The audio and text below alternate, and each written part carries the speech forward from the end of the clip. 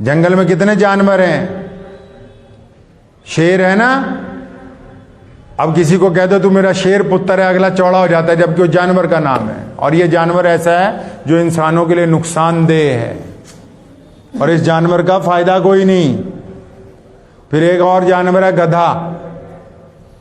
अब वो देखो सड़कों पे फिरता है, उस पे जिन गलियों में कुछ नहीं जा सकता सामान लाद के, तो वहां कौन जाता है जी? गधा जाता है। मालिक का वफादार, बोझ ढोने में सबसे आगे, लोगों के साथ हेल्पफुल है। अगर किसी को कहते भाई तू गधा है, नाराज हो जाएगा। इंसानों का मिजाज देखें। अब तीसरा जानवर जो आम है उसको कहते हैं कुत्ता। हमारी जो नई तहजीब है जो अंग्रेजों ने दी है, अच्छे अच्छे करोड़पति लोग जो है अपने मां बाप को पास नहीं जाते, कुत्ते को बिस्तर में सुलाना अच्छा समझते हैं। आप सुबह को जाएं, जो यहां हमारे देश में जो अंग्रेज बन रहे हैं ना, कुत्ता लेके सुबह को घूम रहे होंगे, सड़कों पे गंद डालते हुए जाएंगे। भाई तुम इतने बड़े अंग्रेज हो तो इसका पोटी बैग भी साथ में ले जाओ। अगर बनना ही है वैसा, अगर नकली मारनी है पूरी मार लो। अपने घर से निकले, दूसरे के घर के आगे गंद डलवा दिया। अब चलिए खैर छोड़िए इन बातों को। कुत्ते को कुत्ता क्यों कहा, यह बात पल्ले बांध लीजिए।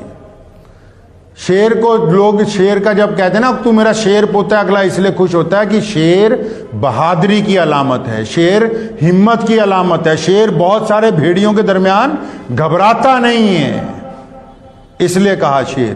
तो कुत्ते को कुत्ता क्यों कहा, ये लिख के ले जाओ, औरों को भी बता देना जाकर। कुत्ता जो है, हालांकि आप देखिए कितना वफादार है। कुत्ता जिस मालिक के साथ रहता है उसके घर की रखवाली के लिए अपनी जान दे देता है। कुत्ते को अगर आप रोजाना दूध पिलाने लगें, वो आपके घर की चौखट नहीं छोड़ेगा। बुल्ले शाह ने भी किया ना कि बाजी ले गए कुत्ते, उठ फरीदा यार मनाला, नहीं था बाजी ले गए कुत्ते। वो कहता है ये देख कुत्ते जो है सारी रात जाग रहे, तू सुत्ता पे है। लेकिन उसको कुत्ता कहा क्यों? इमाम अबू हनीफा रहमतुल्लाह अलैह ने लिखा है उसको कुत्ता इसलिए कहा, सुन लो पल्ले बांध लो इस बात को, कि कुत्ता अपने मालिक का वफादार है, कुत्ता जिस घर में रहता है उस घर के लोगों का वफादार है, कुत्ता उन लोगों की हिफाजत के लिए अपनी जान दे सकता है, कुत्ता उस घर की रखवाली 24 घंटे करता है। लेकिन इसको कुत्ता इसलिए कहा क्योंकि जब कोई इसका सगा भाई इसके पास आ जाए, जब कोई इसकी बरादरी वाला इसके पास आ जाए, जब कोई इसकी नस्ल वाला इसके पास आए, कोई इसी तरह का जानवर जिसको कुत्ता ही कहा जाता है वो इसके पास आ जाए, तो ये अपने भाई को बर्दाश्त नहीं करता।